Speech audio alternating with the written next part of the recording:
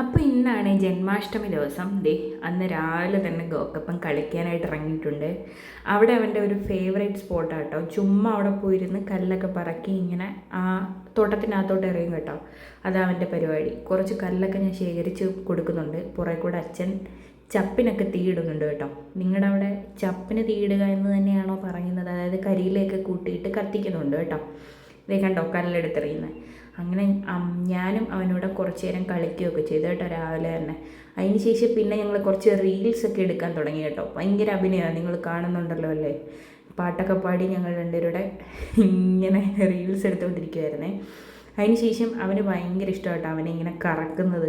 നിങ്ങൾ ആ ചിരി കണ്ടോ? ചുമ്മാ മണ്ണിൽ കിടന്ന് മണ്ണ് തലവഴി വാരി എറിയുന്നതിന് ഞാൻ പിന്നെ ഇങ്ങനെ എടുത്തുകൊണ്ട് വന്നിട്ട് ഇങ്ങനെയൊക്കെ കാണിച്ചുകൊണ്ടിരുന്നേ. അപ്പോഴത്തേക്ക് നമ്മുടെ ഉറിയടി എത്തിയിട്ടുണ്ട്. എല്ലാ തവണയും ഇങ്ങനെ അമ്പലത്തിൽ നമുക്ക് ഉറി കൊടുക്കാം, പിന്നെ നമ്മുടെ വീടിൻ്റെ അടുത്ത് ഇങ്ങനെ വരും കേട്ടോ. അപ്പോൾ ഇത്തവണ നമ്മൾ ഉറി എഴുതിച്ചില്ല, അമ്പലത്തിൽ കൊടുക്കാം എന്നുള്ളൊരു പ്ലാനായിരുന്നു. അപ്പോൾ അതിലൊരു കൃഷ്ണൻ വന്ന് ഗോക്കപ്പന് മുട്ടായൊക്കെ കൊടുത്തു കേട്ടോ. താങ്ക് യു പറയാൻ പറഞ്ഞപ്പം കൃഷ്ണൻ അങ്ങ് പോയി കഴിഞ്ഞതിന് ശേഷം കേട്ടോ താങ്ക് യു പറഞ്ഞു. പിന്നെ ഉറിയടിയൊക്കെ ഇങ്ങനെ കണ്ടുകൊണ്ടിരിക്കുമായിരുന്നു. ഞങ്ങളുടെ അയലത്തൊക്കെയുള്ള ഗോക്കപ്പൻ്റെ ഫ്രണ്ട്സൊക്കെ നിൽപ്പുണ്ട്, ഉറിയടി കാണുന്നുണ്ട്. ആ ഓരോ കലം പൊട്ടുമ്പോഴും അതിൽ നിന്ന് ചില്ലറ പൈസ വീഴും, മുട്ടായിയൊക്കെ വീഴും കേട്ടോ. അപ്പോൾ അതൊക്കെ പറക്കാൻ ഭയങ്കര ഓട്ടമാണ്. കൃഷ്ണൻ്റെ ഒരു എന്താ പറയണ്ടേ, ഒരു നൃത്യങ്ങൾ നിങ്ങൾ കാണുന്നുണ്ടല്ലോ അല്ലേ. അങ്ങനെ എപ്പിയുണ്ട്, ഞാനുണ്ട്, ഗോക്കപ്പനുണ്ട്. ഇത് അർച്ചനേൻ്റെ വീട്ടിലെ ഉറിയാണ്.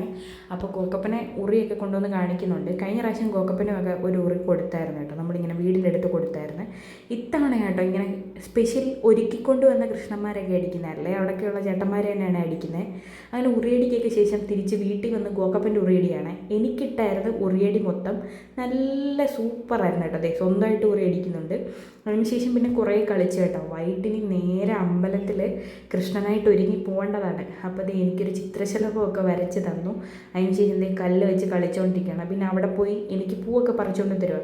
ഇനി ഇങ്ങനെ നന്നായിട്ട് കളിപ്പിച്ചാലേ കുളിച്ചൊന്ന് ഉറക്കിയിട്ട് ഇവനെ ഒരുക്കാൻ പറ്റും. അപ്പോൾ അടുത്ത വിശേഷം ഗോക്കപ്പനെ കൃഷ്ണനാക്കാം.